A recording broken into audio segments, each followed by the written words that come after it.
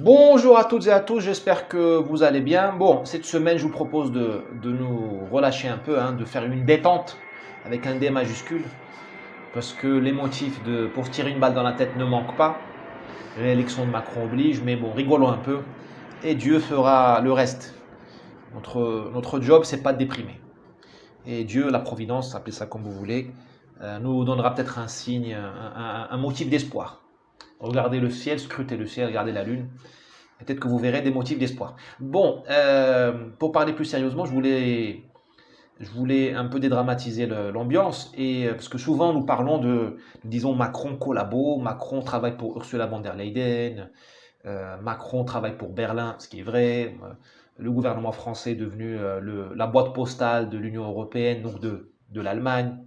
Bon, c'est vrai, mais c'est pas nouveau.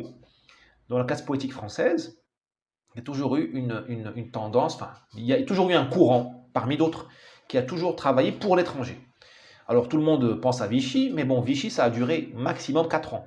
C'est septembre 1940, l'été 44, c'est ça Vichy, c'est pas non plus, on grossit tout ça, mais bon, c'est juste 4 ans dans la vie de la République. Et 4 ans dans 2000 ans d'histoire française, ou 1500 ans d'histoire française. Par contre, il y a eu aussi le Parti communiste français, qui était la voix de Moscou. Ce parti, il prenait ses ordres à Moscou. Voilà, donc, et l'REM n'a rien inventé.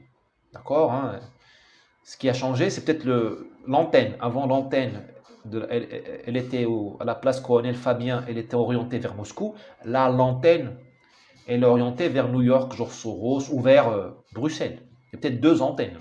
C'est ça la différence. Le Parti communiste était la voix de Moscou, mais depuis les années 20, depuis sa fondation, jusqu'aux années 80. Vous le savez tous, mais ça fait du bien de le rappeler, il y a eu le pacte germano-soviétique, et en fonction de ce pacte, le Parti communiste a refusé de résister. De 1939 à 1941, jusqu'à l'opération Barbarossa, je crois que c'est l'été 41, les communistes n'ont pas bougé. Ceux qui ont résisté, c'était des gens de droite, ou des gens qui ne sont pas politiques, ou même des gens des anciens socialistes, mais ce n'étaient pas des gens du Parti communiste, ou des gens de Vichy. Vichy a résisté, sauf que Vichy a résisté en jouant double jeu. Végan, Maréchal Juin, avant était général je crois, Noguès qui était au Maroc, Guillaume qui était au Maroc, toute cette catégorie-là de militaires, ils faisaient double jeu. Ils n'allaient pas dire à Hitler, regarde, nous sommes en Algérie, nous sommes au Maroc, nous formons des goumiers pour venir te casser la gueule. Donc ils n'ont même pas laissé beaucoup d'archives. Mais c'était eux les premiers résistants, parmi les premiers résistants.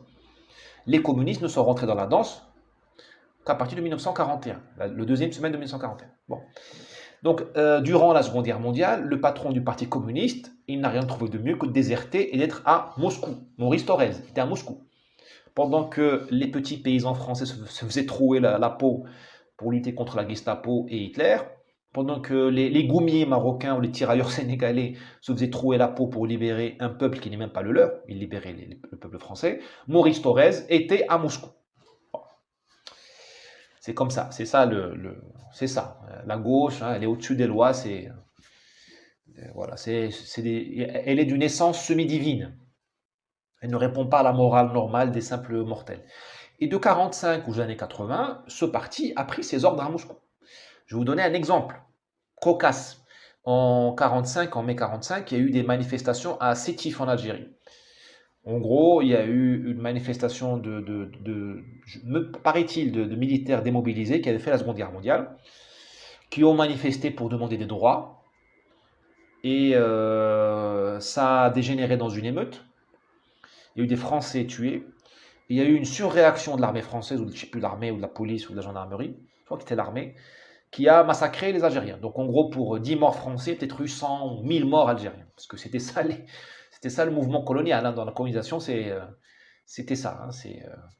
C'était des rapports assez hallucinants. Et bon, c'est connu comme les massacres de Sétif. Ils ont duré plusieurs jours. Les communistes français, ils ont traité les Algériens qui ont manifesté pour leur indépendance ou pour leur émancipation, et qui ont été massacrés par la suite, il les a traités de fascistes. Il a dit que les massacres de Sétif, il a dit que, voilà, que ces Algériens étaient manipulés par des fascistes, qu'ils étaient fascistes. que c'était des bourgeois, que c'était des petits bourgeois qui voulaient détruire l'Empire français, qui était, voilà. Parce que Moscou leur avait dit à l'époque, calmez le jeu, n'emmerdez pas trop De Gaulle. Parce que Staline-De Gaulle, c'est une relation qui mérite d'être étudiée, hein. Parce que la vraie guerre froide, elle n'a pas commencé en 45, elle a commencé en 46, 47. Donc jusqu'à cette date-là, le Parti communiste était colonialiste. Enfin, il était anticolonial dans les années 20-30. Durant la Seconde Guerre mondiale, Moscou lui a dit, tu oublies Ho Chi Minh, tu oublies tout ça, tu deviens colonialiste parce que l'Empire va sauver la France, parce que Staline, il a dit, si la France flanche, si l'Empire français est pris par les Allemands, bah, nous, les Russes, on peut ne pas gagner la guerre, parce qu'il faut quand même que quelqu'un se batte à l'ouest, les Alliés et la France. Donc là, le Parti communiste a défendu l'Empire. Et en 1945, il était encore dans l'idée l'Empire, l'Empire, l'Empire. L'Empire est un rempart au fascisme, parce que les Allemands et les Italiens, rappelez-vous, hein, les Italiens étaient en Tunisie. L'Empire, il était convoité par le fascisme italien et le nazisme allemand. Donc le temps que le disque soit changé dans le logiciel des communistes, ils ont traité les Algériens de sétifs, les ancêtres du FLN, de fascistes. Voilà. Et ça, c'était naturel chez les communistes, parce que ils étaient bons en communication, propagande. Demain, ils disent, et le lendemain, tu vois, à partir de 47-48, ils ont changé de disque, ils ont dit non, le colonialisme, c'est le fascisme. Et donc, ils ont même bloqué les convois militaires qui partaient de Marseille. Les dockers de Marseille, presque tous communistes ou largement pénétrés par le communisme, ils ont même saboté des trains ou des convois qui allaient alimenter l'Indochine, où il y avait la guerre contre la guerre d'indépendance du Vietnam.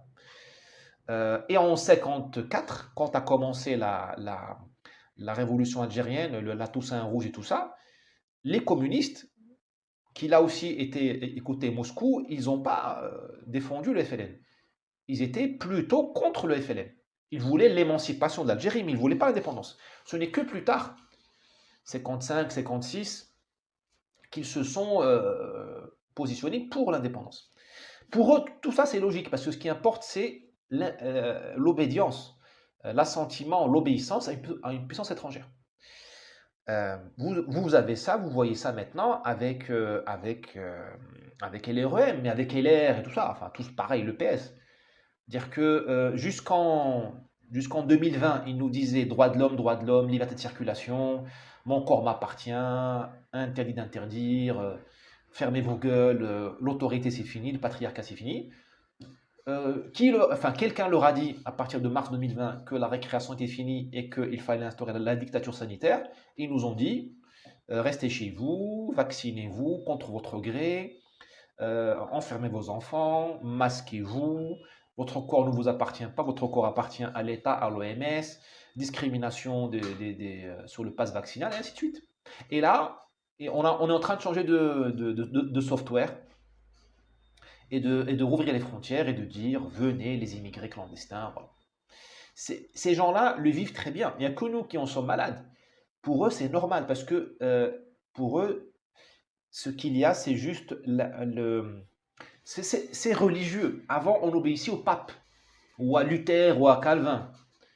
Là, il n'y a plus le pape. Là, on a un sous-pape à Rome. Donc, ils obéissent à Moscou quand sont des communistes et là, ils obéissent à Bruxelles. Tu mets une chèvre à Bruxelles, une chèvre, ils vont lui obéir. On peut faire ça rappelle Black Mirror, la série dystopique là sur Netflix. Tu mets une chèvre, les mecs, ils vont lui obéir. Parce que c'est le catholicisme, c'est les ruines du catholicisme. Nous n'avons gardé du catholicisme que les vestiges. L'obéissance aveugle à un centre, à une capitale, Rome, Jérusalem, là c'est Bruxelles et New York, ou la naïveté. C'est-à-dire que on voit le bien partout. Jésus voyait, enfin, on nous a raconté Jésus comme quelqu'un qui voyait le bien partout. Et c'était l'enfant de Dieu. Donc lui, il pouvait ne pas se méfier parce qu'il était, il était assuré du salut. Nous, les gars, on n'est pas sûr d'aller au paradis, hein.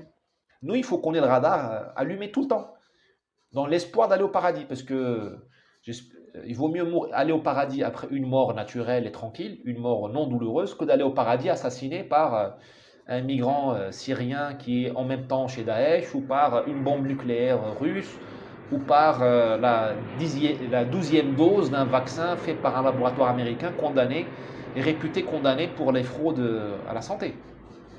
Hein, vous voyez de quoi je veux parler. Mais nous avons gardé du catholicisme cette espèce de côté naïf, niais, qui n'est pas le vrai catholicisme, c'est juste un catholicisme dégradé. Tu sais, c'est comme le beurre et la margarine. Là, on patauge dans la margarine. Voilà ce que je voulais vous dire et je vous donne rendez-vous à demain. N'hésitez pas à partager, à commenter et bien sûr, toutes vos donations sont les bienvenues. Ça me permettra d'acheter plus de margarine. Allez, à plus, à demain.